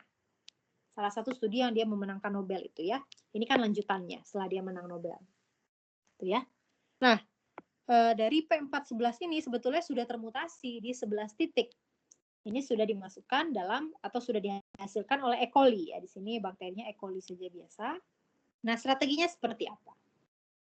Kalau dilihat struktur P411, di mana P411 adalah enzim P450 yang sudah termutasi di 11 titik yang terpilih ya dari batch directed evolution yang sebelumnya. Dilihatlah dari nomor 1 sampai nomor 1048. Ini residu asam aminonya ya. Bahwa ternyata dia punya 3 istilahnya domain. Ada domain hemin, domain FMN, dan domain FAD. Nah, dari sini, 3 domain ini semuanya dimutasi secara random. Ya, random mutagenesis library screening. Baik yang HIM maupun yang domain reduktase. FMN dan FAD ini sering juga disebut domain reduktase. Ya, itu pendekatan yang pertama. Random saja dimutasi entah di mana dengan menggunakan error prone PCR itu tadi ya. Ini contohnya begini. Misalnya PCR itu harusnya AGACT misalnya ya, ini adalah ini adalah nukleotida yang akan kalau pasangannya TCT-GAT gitu ya. Ya harusnya setelah dia membaca T terakhir yang warna ungu ya. Setelah dia baca T terakhir warna ungu, kan harusnya dia manggil A kan? Karena kan pasangannya T yang akan dia perpanjang. Berarti harusnya yang datang itu A, yang warna merah ini A harusnya. Tapi dengan error prone PCR, ya kadang dia benar, kadang dia error. Sekarang dia nggak manggil A, tapi dia akan panggil G misalnya. Gitu ya. Nah dengan demikian, kalau kodonnya tadi misalnya CTA, atau kalau asam dalam bentuk RNA kan nanti jadi CUA ya. CUA, sekarang kodonnya ganti jadi CUG gitu. Sehingga nanti akan terpanggil asam amino yang tidak sesuai dengan yang harusnya pada kondisi native. Itu yang namanya random mutagenesis dengan pendekatan error prone PCR ya. Dihasilkanlah nanti misalnya berapa banyak gitu ya jenis-jenis gen yang sudah termutasi. Itu pendekatan yang pertama, dimutasi secara random di seluruh tubuh dari protein ini ya, seluruh domainnya ini termutasi secara random, suka-suka PCR-nya. Nah, pendekatan yang kedua adalah site saturation mutagenesis, tapi ini khusus di sisi aktifnya saja. Sisi aktif itu misalnya di sini ya, untuk kasus ini dia di domain heme ya, heme ini ya, heme. Nah, ini ada sisi aktifnya di sini. Site saturation itu mirip dengan site directed mutagenesis tadi ya. Jadi kita punya beberapa sisi aktif dulu yang sudah kita identifikasi. Misalnya leucin ya, leucin 181. Kita tahu ini sisi aktif, dia terlibat dalam katalitik. Kalau dengan site directed mutagenesis, kamu pilih ya L181 mau jadi apa? Mau jadi glutamat misalnya. L181 mau jadi glisin, glutamat, maaf ya. L181 jadi glisin ya. Berikutnya L181 jadi lisin, K itu lisin ya. Begitu kalau kita gunakan site directed mutagenesis biasa saja. Tapi kalau kita gunakan site saturation mutagenesis seperti ini, maka si L181 nanti akan berubah menjadi ujung-ujungnya ada 20 jenis asam amino di sana. Ada L181 sekarang jadi glisin, jadi alanin, jadi aspartat, glutamat, lisin, ada yang tetap juga leucin ya. L ini kan leucin. Ada yang tetap leucin, ada yang leucinnya ganti glisin, alanin, sampai segala jenis asam amino yang sudah kamu ketahui ya. Dia akan menggantikan posisi 181 ini. Kalau misalnya ada beberapa sisi aktif, katakan ada 181 ini sisi aktif. Satu lagi misalnya 263 ya di sini. 263 I di sini, isoleucin. I263. Ya I263 itu juga nanti akan berganti menjadi 20 asam amino yang memungkinkan. Jadi kamu bayangkan nanti kombinasinya sangat banyak ya. Belum lagi kalau ada residu asam amino yang ketiga. Misalnya apalagi leucin yang lain di 215. Kalau site saturation dia harus diubah jadi 20 asam amino yang berbeda. Jadi variasinya banyak ya. Nah, dari situ baru dilakukan screening dengan whole cell E. coli catalyst ya. Jadi kamu lihat di sini di E. coli-nya dia tuh tidak diisolasi atau dipurifikasi enzimnya ya, tapi langsung screening dengan whole cell catalyst namanya. Jadi langsung aja ditaruh selnya itu di dalam namanya well plate seperti ini ya. Ini namanya well plate. Well plate. Well itu sumur ya. Plate itu ya lempeng begini. Suatu kotak begitu, dalamnya ada sumur-sumur. Diletakkan di sini E. coli.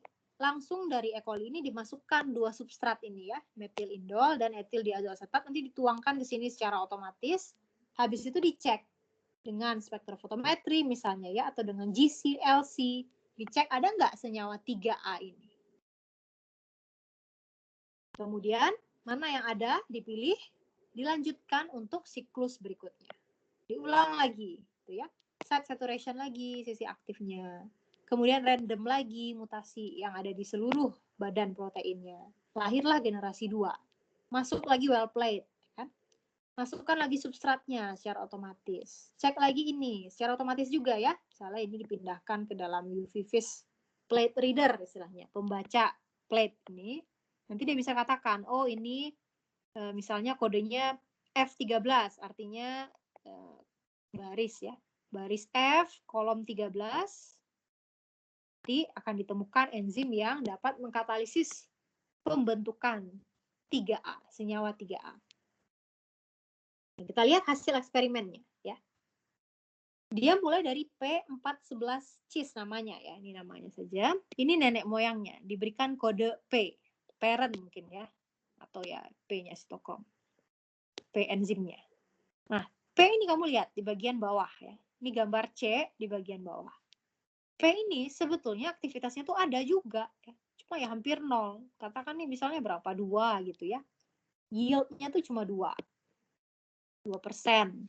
Atau apa ini? TTN. TTN ini turnover number ya. Kaitannya dengan turnover number ya, ini kamu lihat aja ya, ini 0. Ya kan? Ini 0 sampai 3000 loh skalanya. Nah, ini cuma ya mungkin 2 juga. Atau bahkan lebih kecil lagi karena ini skalanya kan 500 ya. Katakan dia 0, berapa gitu. Ini sangat kecil, tapi harus ada ya. Harus ada. Kalau nggak ada nggak bisa begini. Harus ada at least low activity tadi itu. Kemudian generasi pertama, si parent ini, P ini, dia dimutasi ya. Cara misalnya site saturation. Jadi pada Q674, posisi 674, Q ini diubah misalnya jadi apa saja gitu ya. Atau didelesi juga bisa. Tapi ini kayaknya diubah jadi apa saja, maksudnya tanda bintang ini ya.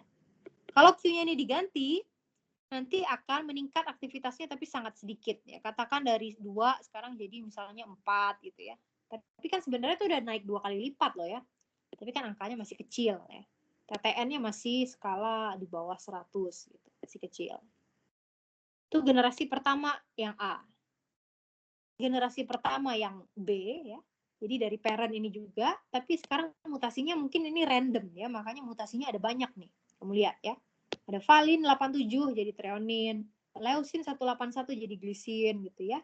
Isoleucin 263 jadi metionin, valin 281 jadi leucin, treonin 438 jadi cysteine. Nah, ini kan random mungkin ya, diperkenalkan oleh si PCR yang error tadi, error prone. Nah, kamu lihat 1B tadi, ternyata dia sudah naik lagi aktivitasnya. Masih kecil, tapi ini sebenarnya sudah berkali-kali lipat dari aktivitas awal. Mungkin sudah sampai 3 atau 4 kali lipat aktivitas awal. Ya. Berarti 1B ini berpotensi. Dilahirkan di sini generasi 2. Di mana generasi 2 ini gabungan 1B dan 1A. Generasi 2 ternyata meningkat lagi. Kan? Tentu kamu bisa bayangkan ya, ini dia tidak lakukan secara terarah, ini secara random ya, makanya ada leucin, ini termutasi jadi glisin, dan seterusnya, ini secara random. Tentunya juga banyak ya, member perpustakaan yang lain yang terbuang di tahap ini. Ya, mungkin ada yang lain, misalnya dia mutasi aspartat jadi apa gitu, tapi nggak ngefek, ini kan yang dia tampilkan cuma yang ngefek saja. Yang lainnya dibuang ya, tapi kamu bisa bayangkan yang terbuang itu pasti banyak ya. Nah, ini ya sudah hasil yang bagusnya aja yang ditampilkan. Jadi generasi 2 begitu, generasi 2 seperti ini, nanti dia dilanjutkan siklusnya untuk melahirkan generasi 3. Generasi 3 kalau kamu bandingkan dengan generasi 2, ini ada mutasi tambahan ya, yaitu di N201S, asparagin ya, 201 jadi serin. Kemudian apalagi yang nggak ada tadinya sekarang ada. Misalnya L ini ya, leucin 215 jadi Q. Kemudian apa lagi? Ya, itu mungkin ya, 2 mutasi tambahan secara random ini kemungkinan ya. Dari sini jadilah dia generasi 3 dan ini juga naik lagi aktivitasnya dari generasi 2. Lanjut lagi generasi 4. Generasi 4 kamu lihat lagi ada tambahan mutasi lagi ya kan.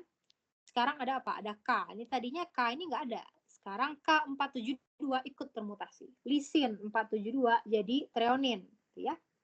Asparagin 573 jadi asam aspartat. Mulai banyak residu lagi tambahan termutasi. F fenilalanin ya, fenilalanin 4646 jadi serin dan seterusnya.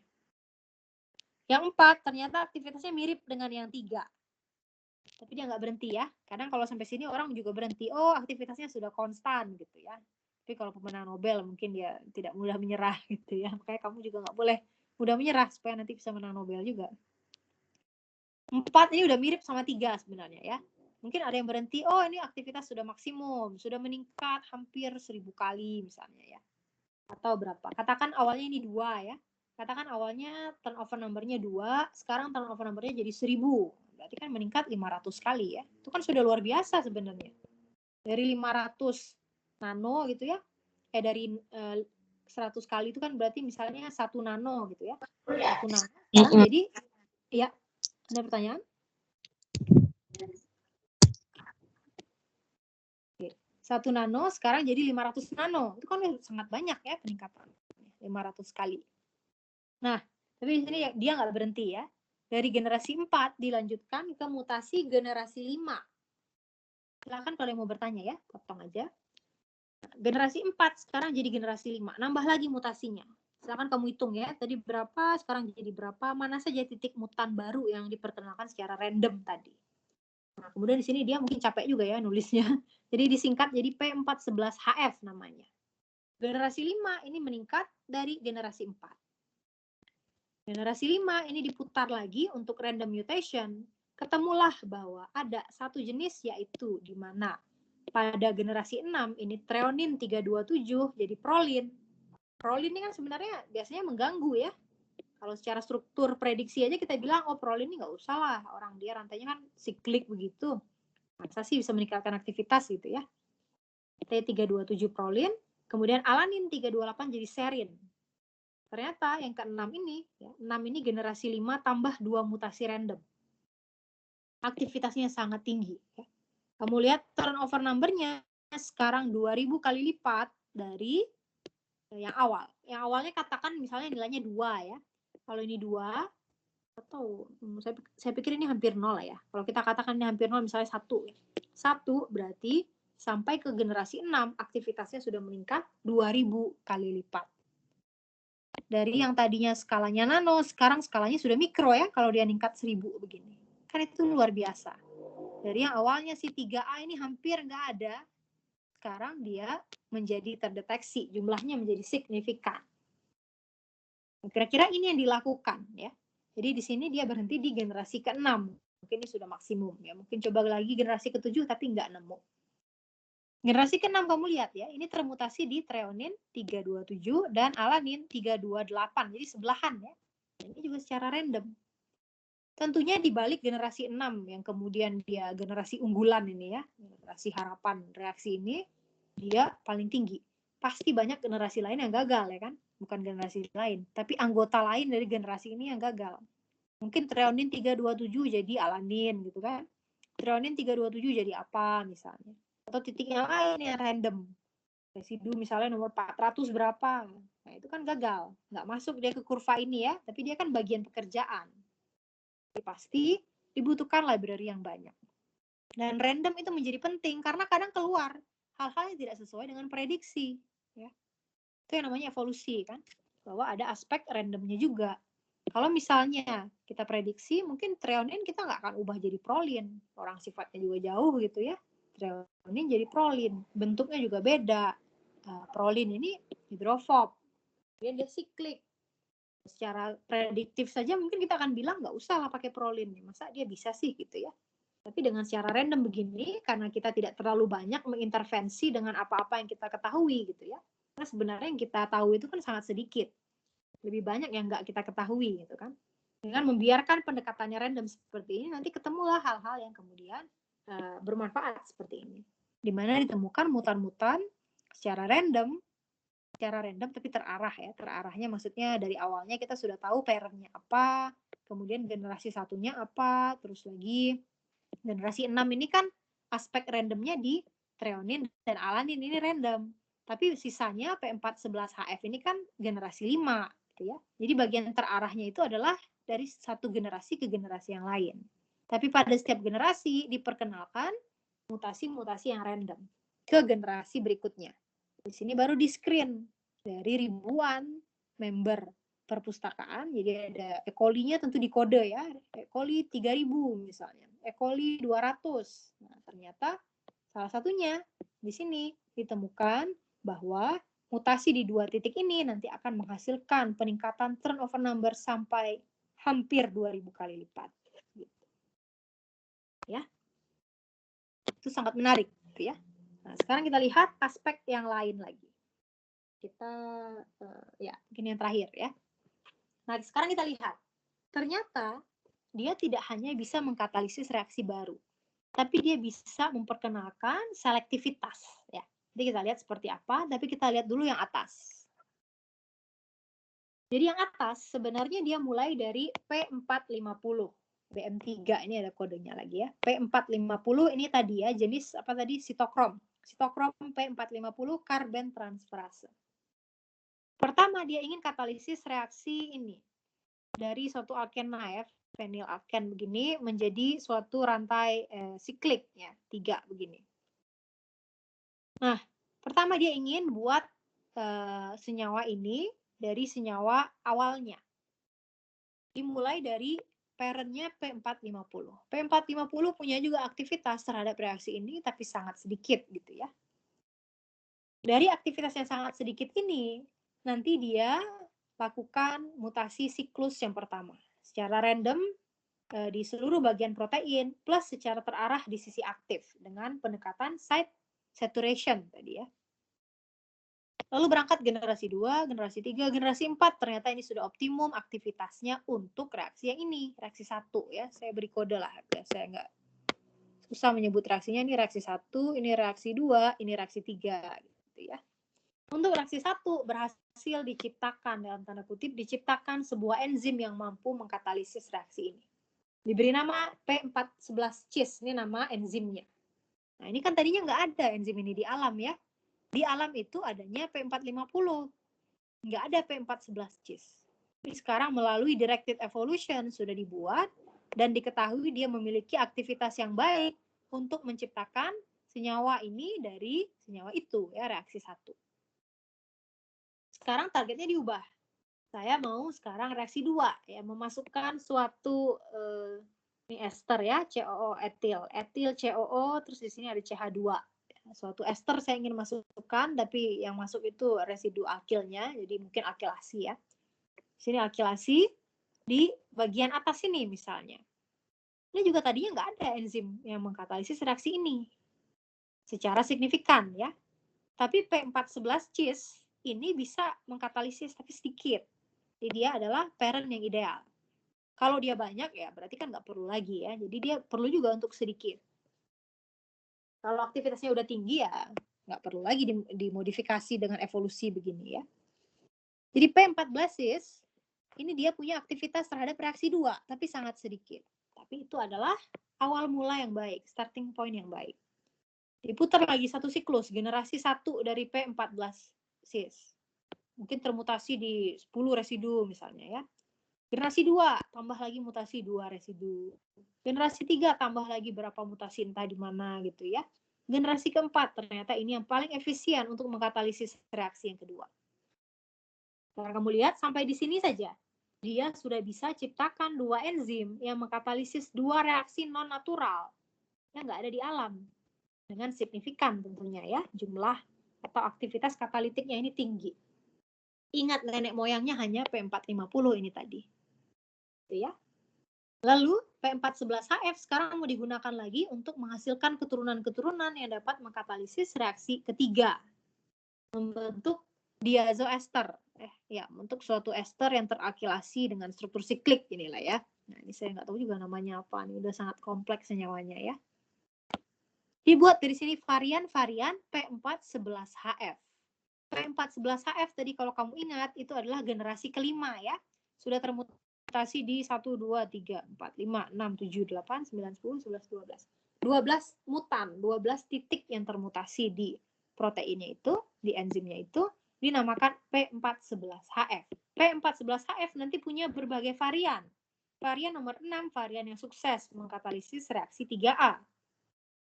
Varian yang lain mungkin gagal mengkatalisis reaksi 3A, tapi bisa jadi berhasil mengkatalisis reaksi yang lain. Gitu ya.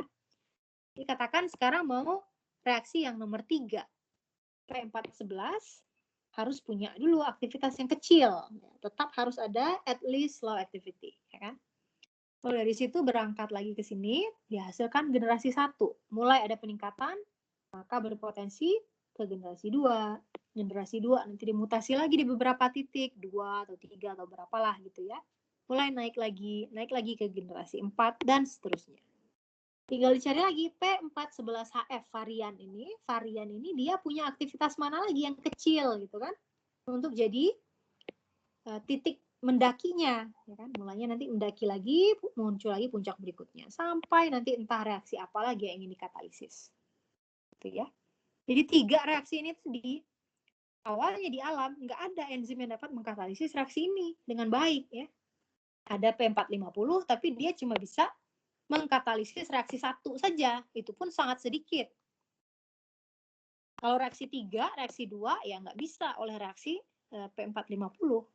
Tapi dengan evolusi terarah seperti ini, kamu bisa lihat ya, muncullah reaksi-reaksi baru yang dapat dikatalisis oleh enzim. Dan bukan itu saja. Nah, sekarang kita lihat ke bawah ya. Kolom A. Kolom A ini reaksi antara suatu heterosiklik ini ditambah dengan suatu azo ya, ini azo. Kalau ada N2 ini biasanya azo namanya. Yang azo begini, ternyata kalau misalnya ya, kita gunakan P411HF. Tadi kita sebut ini generasi 5. Kalau misalkan kita gunakan generasi 5 saja, kita akan dapatkan campuran di mana si alkil CO2-ET-nya ini akan masuk di 2 titik yang berbeda. Di sini diberi kode C3 dan C2. Jadi kalau misalkan P411HF, ini sebenarnya generasi 5, tapi sekarang dia jadi ibunya ya, ibu yang baru. Si ibu ini, kalau dia saja, nanti 74% akan masuk ke C2, 26% akan menghasilkan C3. Ya, jadi nanti ini campurannya. Tapi kamu lihat anaknya ya, anak si ibu P411HF ini. P411HF kalau dia dimutasi di metionin 263 jadi treonin, glisin 181 jadi glutamat, alanin 82 jadi treonin. Ternyata mutasi random di 3 titik ini nanti akan spesifik memasukkan ya, atau selektif ya, memasukkan CO2-ET ini dan akil ini ya ke situasi atau posisi C3 saja. Jadi nanti 9% nanti akan masuk ke C2 ya, yang bawah sini, tapi sebagian besar 91% akan masuk ke C3. Kan itu anak pertama si P411HF ya. Nah, generasi yang berikutnya, generasi yang sama ya, generasi yang sama tapi dia anak yang kedua misalnya. Jadi generasinya masih sama nih, masih generasi ke-6 dari P411HF yang merupakan generasi kelima tadi. P411HF dimutasi di M263T. Jadi sama ya sebenarnya dengan yang atas, tapi ada 2 titik yang berbeda. T87 jadi triptofan, G181 jadi lisin. Sekarang kamu lihat, hasilnya sangat berbeda. Ya, saya perbesar supaya kelihatan. Bisa juga, ini ya. Nah, sekarang kamu lihat. Kalau dia variasi si biru, ya tadi P411HF nih ibunya, anaknya ada 2, si merah dan si biru gitu ya. Kalau si merah tadi dia 91% ke C3, si biru 98% dia ke C2. Hanya 2% saja yang ke C3. Nah, ini kan luar biasa ya. Dari satu induk yang sama, kamu lakukan mutasi hanya di 2 titik yang berbeda. 2 titik loh ya, di sepanjang struktur protein itu. Yang satu glisin jadi E, satu lagi alanin jadi treonin. Yang satu lagi glisinnya biarin aja, alaninnya biarin aja juga. Tapi yang diubah itu, salah.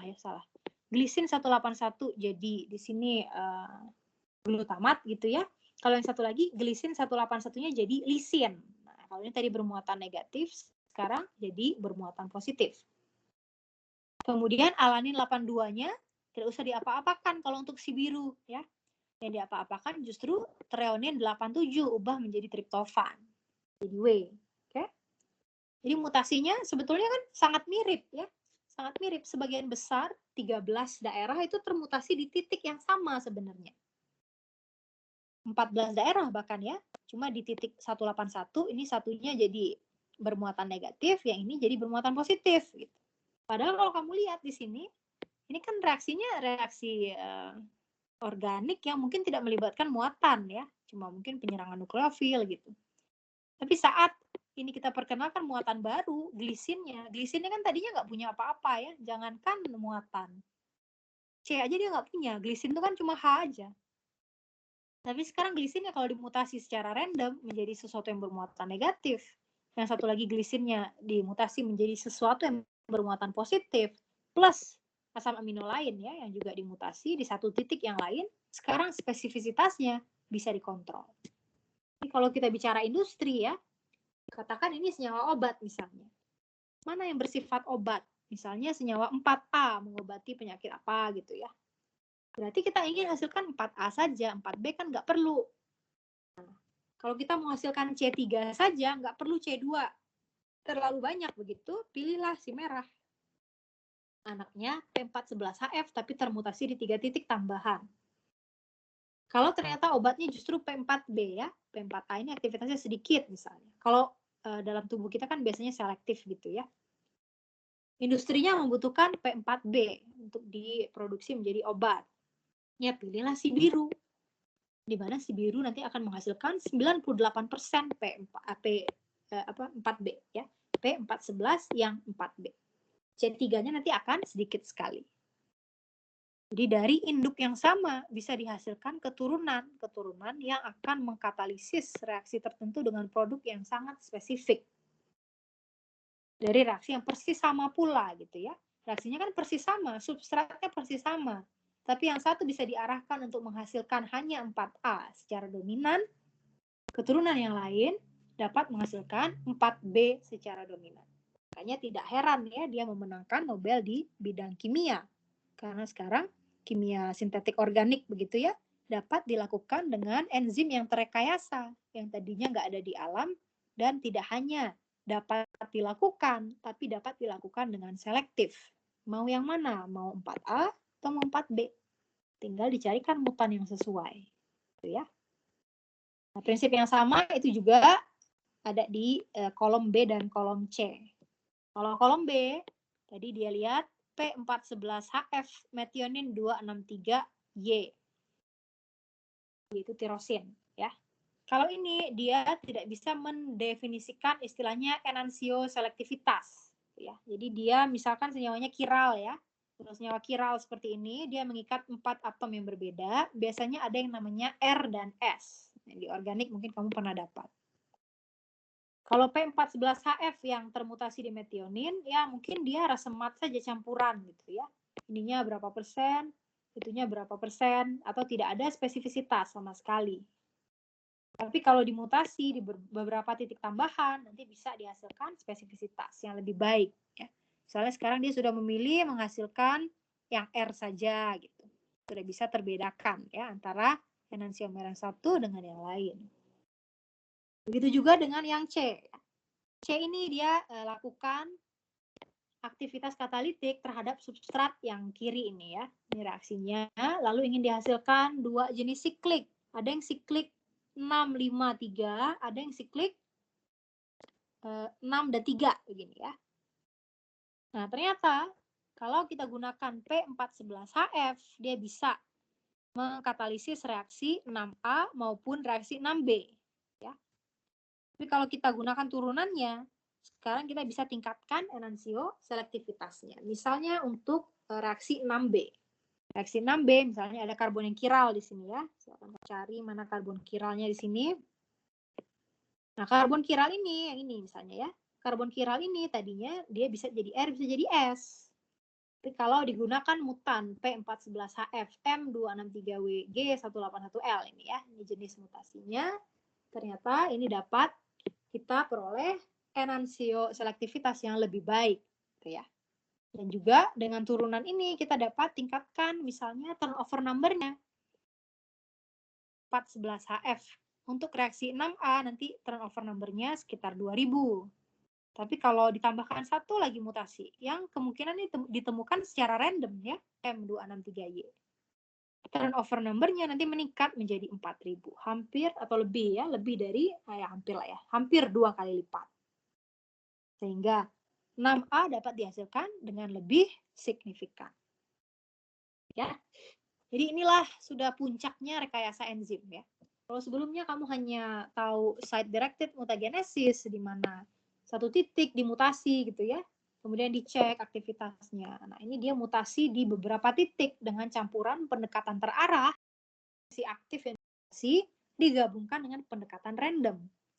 Nah, secara random inilah yang kemudian keluar aktivitas-aktivitas yang mungkin tidak terduga ya, dari segi prediktif begitu.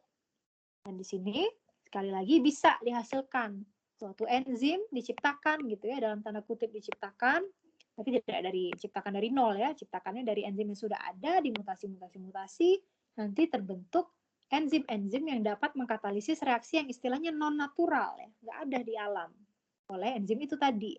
Tapi sekarang enzimnya sudah bisa ditemukan untuk mengkatalisis reaksi-reaksi yang non natural itu. Dan tidak hanya mengkatalisis reaksi tersebut dengan signifikan, artinya turnover number-nya meningkat, tapi juga aspek selektivitas bisa diatur. Ya. Mau C3, mau C2, mau R atau mau S ya untuk yang enantiomer. Ini dari saya sekian gitu ya. Silakan kalau ada yang mau ditanyakan. Nanti seluruh papernya saya akan letakkan di Teams. Ya. Mungkin minggu depan dengan Pak Loka lagi ya untuk mempelajari aplikasi juga. Mungkin Bapaknya ingin masuk sekali lagi ya. Nah, ini saya sudah upload di sini ya. Ini penjelasan tentang pemenang Nobel itu. Tadi ada beberapa gambar yang saya ambil dari sini juga. Seperti gambar yang ini ya. Ini saya ambil dari sini. Kemudian ini yang paper Jacks-nya itu. Ya, jadi kalau bisa baca lebih lanjut. Ini salah satu pekerjaan yang tentunya masif juga ya. Nah, ini beberapa tadi saya terangkan di kuliah. Gitu. Silakan kalau ada pertanyaan sebelum ditutup kuliahnya. Saya stop dulu.